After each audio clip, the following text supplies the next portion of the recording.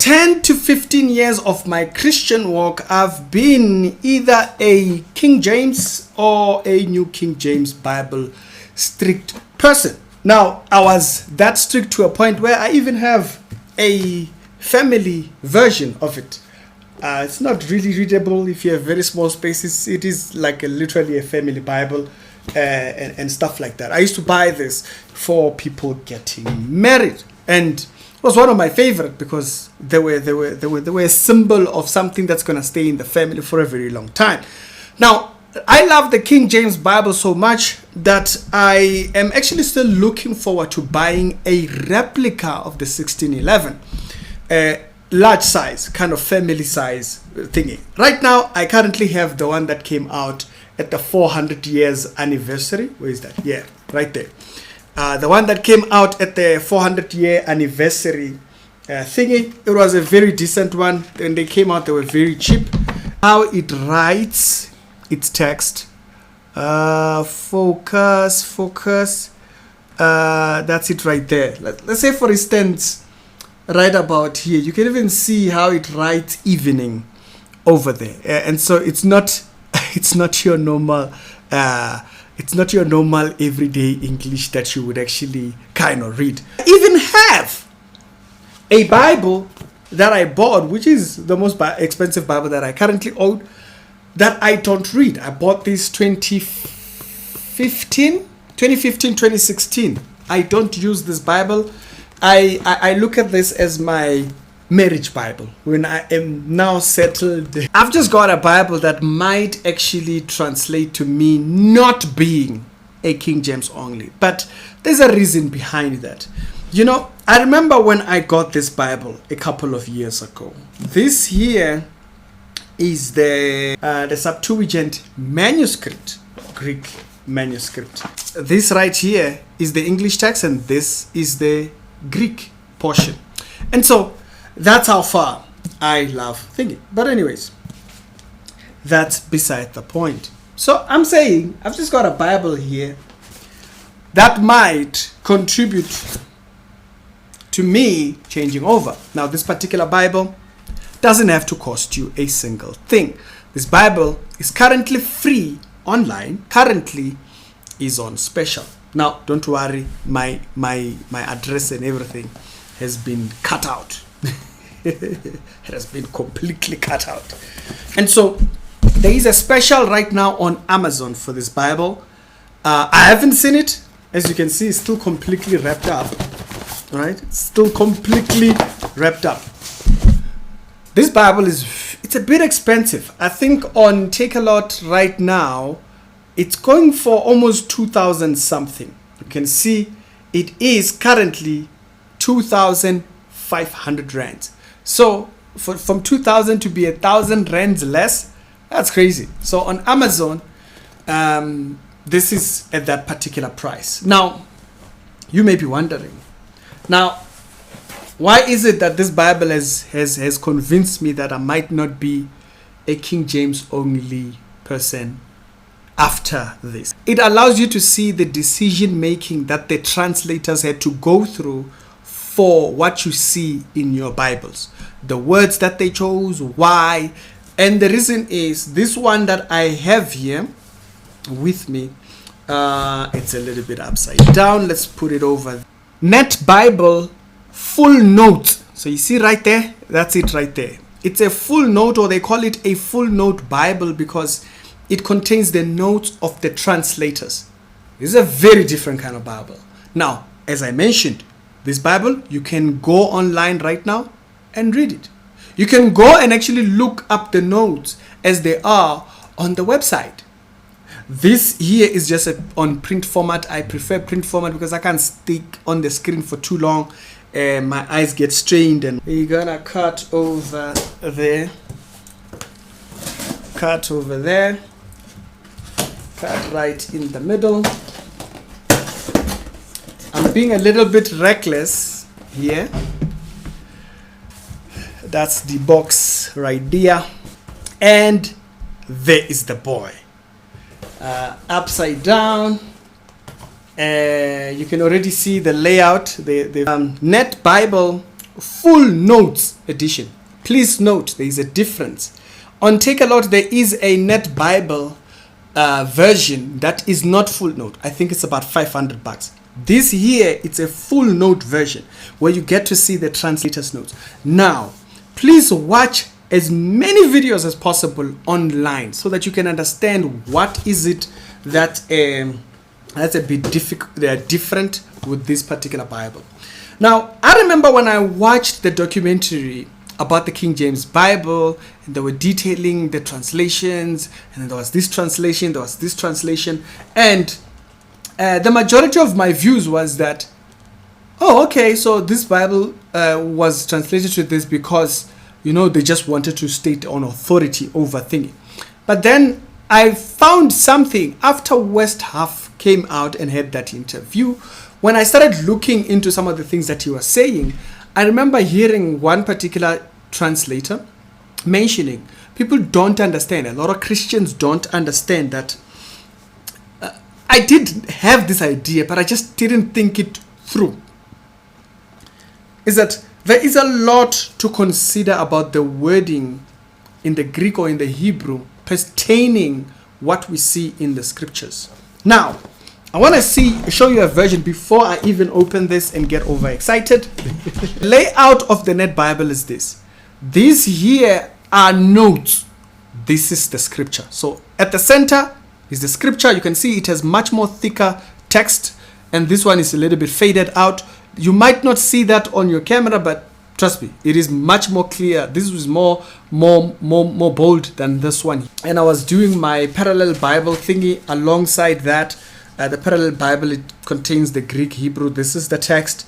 This is the Greek. This is the Hebrew, and you go through all of that basically so that you can see the word order, how the orders of the words were and whatnot, and where the words are, how it can give context. It can help in context. It can help in interpretation and all those kind of things. And so that's when I realized this. The King James movement, the King James only movement, yeah, I get what they are saying. There are verses, definitely, of course. There are verses that you do not see in the thingy. Please do consult do a little bit more research.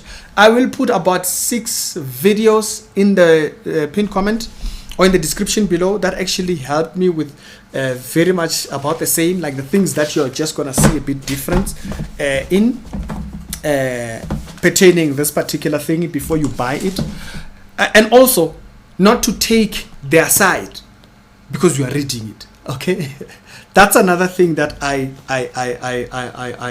loved about the reviews that I saw. It's people that were saying, you know what, yes, we love the Bible, but you don't just take their side over everything and whatnot. So let's go in over here. So this is the Net Bible.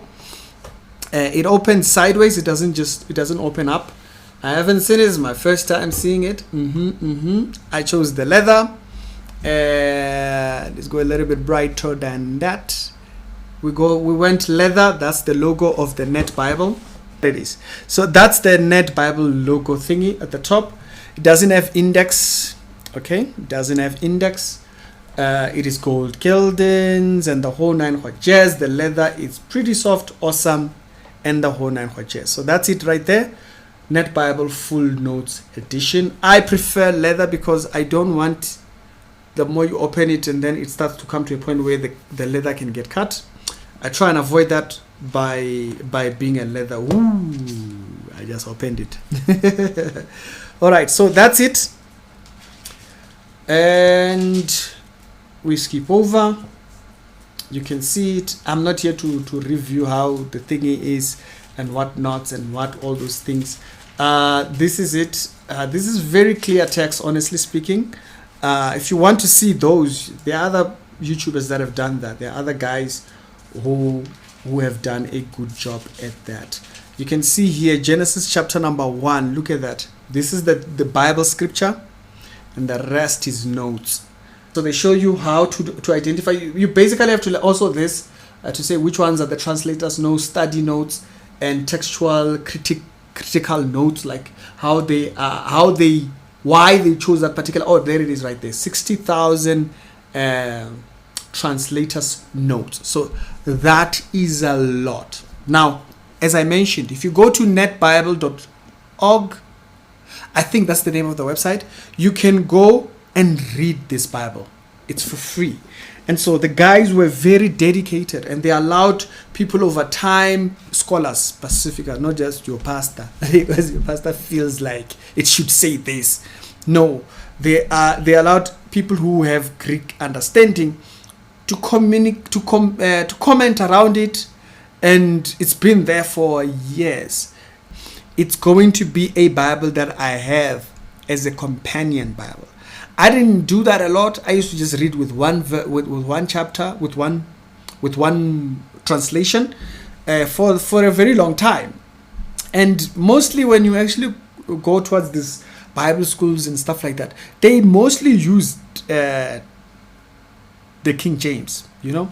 And I remember even the times when I used to like do a lot of studies with 7-day guides and whatnot, they were strictly King James. So I pretty much got used to reading the King James Bible. I'm not an Adventist. At the same time, it will help for you to have a different teacher study Bible. But be very clear, these are scholars. The guys that did this, it's not your pastor. The guys that did this, they have they come for Westminster thingy. They teach Greek. You have to understand that trying to get context and all these things and reading the text and finding the original, trying to revive the original, which you can go back to because you have the manuscripts.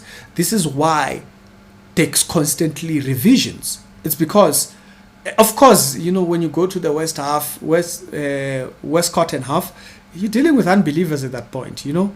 When you're dealing with some of the early church guys, particularly from the Catholic route, yeah, you're dealing with unbelievers at that point. So there isn't much reverence for the scripture. And so, of course, their versions are going to be corrupt. But with this one here, you're dealing with scholars, guys that go out and debate. Dr. What's his name again? Dr. Dan Wallace. That's the name of the scholar, Dr. Dan Wallace, and other people. Like I said, I will put a video that actually details who was involved, the extent of their study. These guys are some of the best Greek translators and so forth and all that kind of stuff. And so this is why I have become not so much a King James only person, because I now understand. Yes, I would use a New King James and then whatnot. There are, let's be very clear, there are books, there are Bible books where verses have been translated a certain way, and then there are Bible chapters where they change the wording where it's very important. It much affects the translation. Like for instance, what is it? Is it Timothy, where it says the verse that actually speaks about he was manifest in the flesh. In other versions, it says he was manifest in the flesh. But if you read it in the origin, in the King James, it's very specific. It's God who was manifest in the flesh. So with the King James Bible, you can defend the Trinity directly with that verse. But then in other translations, they just say he. And then also there's other, like I was kind of like looking up some of the verses that they actually say, state when the translators did a very bad job, particularly for the newer versions, the newer Bibles, NLTs and whatnot, and Good News and all those Bibles. Like when in Psalm, for example, in Psalm 23, when it says, you know, he anoints my head with oil. Now, since it's a Middle Eastern tradition, they thought we can put it within a modern context, you know, and then they would change it up and just go look up what it says. So it's in areas like that where you would, you know, be very careful, be clear that because they are trying to make it sound, they are trying to take it out of the context of the tradition where it was written, where it means something. that he anoints my head with things, because within that tradition, yes, it was a thing that you did. You even see Jesus saying, when I entered into your house, you did not anoint my feet. You did not, when the woman was crying over his feet and wiping his the thingy off of his legs with her hair. You hear Jesus bringing that in context, that this idea, it's a Middle Eastern context, washing their feet and whatnot. And so once I was clear off of these ideas, this is why I was more than willing. Now, I might do a part 2 where I kind of in depth show the areas of difference and be very clear and careful concerning what kind of material and stuff. Even Dr. Dan Wallace himself, the one who helped in contribution towards the translation of this Bible, he states, be very careful, especially when you're going the route of scholarship, because there's a lot of people that they go after certain type of knowledge and it completely wrecks their faith, right? So be very defined about what you're trying to get out of it. 1.1.4 from 2.5, I know, particularly for the leather. By the way, the hardcover version, it's 600. The fees for export is roughly about 300 to 400. So you're roughly gonna pay like 1,000 rands for the hardcover version. If thingy, you can just go for that one. I just thought, you know what, let's just pop up the thingy, the 400, and have something that I know it will last a little bit longer. So, areas where you have to be critical. Particularly, this is a scholar type Bible. This is a Bible geek. This is a Bible geek Bible. This is not like your first study Bible. This is not a good, let's be very clear, it's not a good study Bible. It's not a study Bible. It's not made for that. Okay? And so you can have other people. I have other people that I learned from, particularly without study Bible wise and whatnot. This is not for that. Okay? This is for a deeper understanding of wording and translators' choices, and also how they come about it and all those. This is geek. This is a geek Bible. a Bible geek, particularly. So at the moment, it is very affordable in my view. You can go for the hardcover version, not on Take a Lot. Take a Lot is still expensive because I'm guessing the export fee and whatnot. So, but you can have it much cheaper now on Amazon. So go to Amazon right now, check it out. You might see, it came down. It really came down from 2.5. The West Half and Billy Carson debate happened like 3 months ago. So for the past 3 months, I've just been in and out, reading either this Bible or researching this particular topic more further. I had to go back and watch back the documentary that I'm talking about, the King James Bible documentary, the 3-hour version. It's 3 hours, by the way. I had to watch it, and when I was watching it, I was like, yeah, the Bible is not completely close to a point where we don't have to read the other versions, because at the end of the day, scholars understand better, and then it gets better. It's just that simple. So I'm strictly King James, but I'm going to now make it a thing to have a companion Bible along that. And so, y'all tell me your thoughts down in the comment section. Do look up further videos concerning this before you even decide to make the purchase. I will take 2 days. Watch the videos that I recommended down in the description below, and also go and read it online. Net Bible, even Life Bible, by the way. Life Bible has it right there. Let's go Genesis chapter number 1 and go in. You'll see there it is. Now, in the beginning, God, you'll notice there, if you just click there, you see it brings up a huge note thingy right there. In the beginning, it brings up this huge note. This is why when you're going to the chapter here in the Net Bible, right, and we get out, if you look in the first chapter, that's why you have such a huge note inside here, because it gives you just about the same even on the app. It's just that this is a physical copy version. I hope you can see, you can go and read up on it and research it further and whatnot, and watch critics of it, watch people break down the things that are different, how and whatnot and stuff, so that you have a proper understanding and also a careful approach as well. Don't just take it blindly. But for me, the past 3 months, I've been obsessing about what is inside. The people that have read it, people that have had it for a while, the people that understand the differences and all this type of things. And so do your own research and then go over thinking. But for me, yes, I'm not a King James only person. Now, I do recommend that other people look over to other versions, because there are versions that are really messed up because the translators become a little bit too loose in how they translate.